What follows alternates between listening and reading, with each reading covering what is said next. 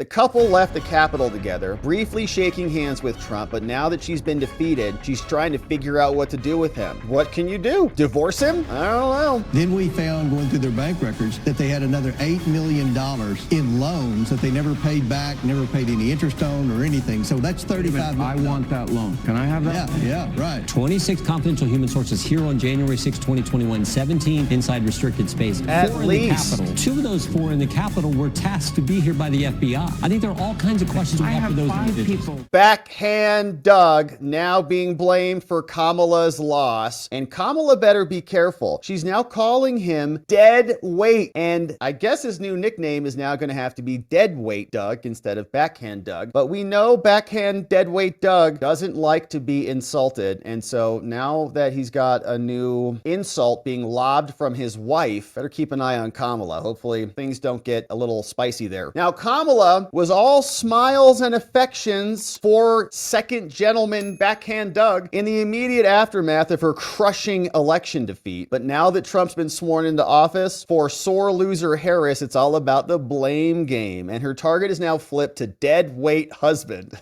Oh, man. One source exclusively told the Daily Mail that there's plenty of blame to go around as far as Kamala's concerned. As she weighs her political future, maybe run for governor in California, she's trying to figure out what to do with Doug. Quote comes in, says, Doug did Kamala no favors during the election. Frankly, he looked like a hypocritical A after the bombshells that he had got his child's nanny pregnant while married to his first wife, and then assaulted his ex-girlfriend with a backhand on the heels of his I Am Women crusade. Remember that whole scam? Despite their brave and united front, things are not hunky-dory between the two, and word is that the husband of California girl Kamala has already signed up for a job with another Big Apple law firm. So he's split, man. He's like, I'm going across the country. She's in LA. He's like, New York, that's great. I'll love to work there. At Monday's inauguration, the couple presented a united front, though their expressions remain grim. There's Joe falling asleep at the wheel again. There's Backhand Doug looking a little angry. What'd you call me, Kamala? When he's gearing up for one, you can see the fury in his eyes. He still has his ring on, though. Here's more. Harris was wearing a black pantsuit with exposed zippers.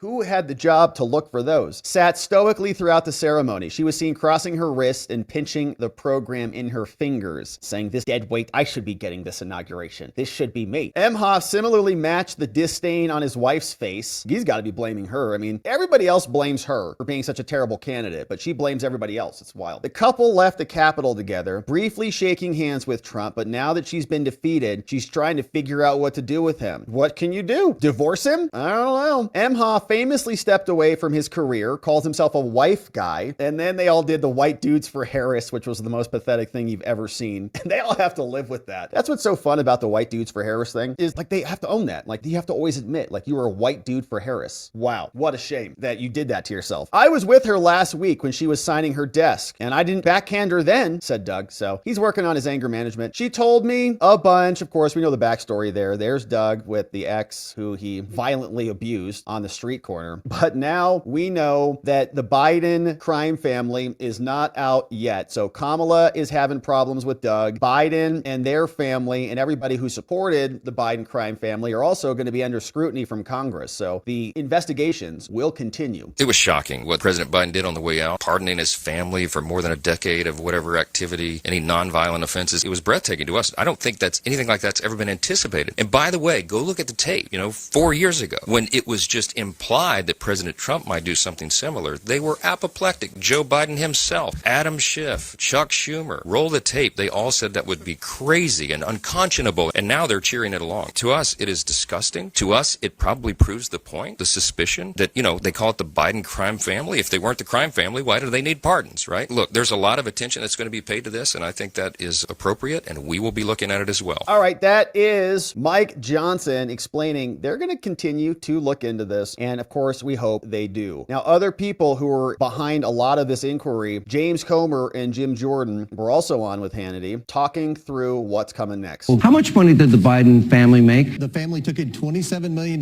from our adversaries around the world. They never could say, even when we brought them in for depositions and interviews, what they actually did to receive the money. Then we found, going through their bank records, that they had another $8 million in loans that they never paid back, never paid any interest on or anything. So that's $35 million. I want that loan. Can I have that? Yeah, right. Wouldn't we all? I think everybody here would like, and you expose all of this. Loan. Now, I would argue that he forgot one person, himself. Well, that what we said in our investigation was that we found 10 different Biden family members, including Joe Biden, profited from the influence peddling schemes. The money would come from a wire from a foreign adversary, usually a foreign oligarch. In some cases, we believe the country of China. An oligarch. Didn't Joe Biden warn us about oligarchs? Aren't there Elena Baturina, isn't she an oligarch? Yes. The guy in Kazakhstan, the people in Ukraine, the people in China, Romania, a lot of oligarchs the Bidens are friends with. The money would then go through a series of shell companies. Then it would be laundered down, and then the 10 different Biden family members would receive incremental payment. And ironically, 6 of the pardons came from family that received payments that had been laundered. This isn't my word, Sean. These are the words of 6 different banks. They were laundering money through shell companies that the Biden families received. He pardoned them preemptively, and the only place in the world the spouses were ever named was in our investigation in the Oversight and Judiciary Committee. We named those spouses by name. The media, other than your show, Sean, and thank you for being the platform to get this out. Thank God your ratings are higher than MSNBC and CNN combined. Oh, thank God, too. The American people. I second that. Yeah. The American people saw it. Thank you. You guys did the digging, the hard work, and you exposed the Peter Schweitzer deserves a lot of credit, too. Absolutely. He wrote the book Secret Empires. President Trump signed this weaponization of government has to stop, also revoking 51 former intel officials that knew nothing about Hunter's laptop and tried to interfere in an election. Jim Jordan, you were there. You investigated every part of this. Didn't Hunter's laptop talk about half his income going to Pops? Oh, yeah. Wasn't there a big guy. WhatsApp message To the big guy. CEFC? Yeah. Right. Didn't Joe's home repairs get paid for by Hunter Biden, according to emails with their economic guru, Eric Sherwin, if I'm not mistaken? Yep, all that took place. But what I really think was important today is President Trump did what he said he would do when it came to pardons and people, the defendants of January 6th, and Joe Biden did it. Joe Biden told us he would never pardon his family, and yet he did all of them. Joe Biden said, there were no pardons needed. We just heard it for folks who were involved with the January 6th committee, and yet he did it. So Joe Biden did exactly opposite what he told us he was going to do. President Trump kept his word, did exactly what he said. I think that's the big takeaway from the actions we see from both the outgoing president and, of course, our new Okay, president. here's the big question. Is this over? Because my understanding, Alan Dershowitz's understanding, is once you get a pardon, you no longer have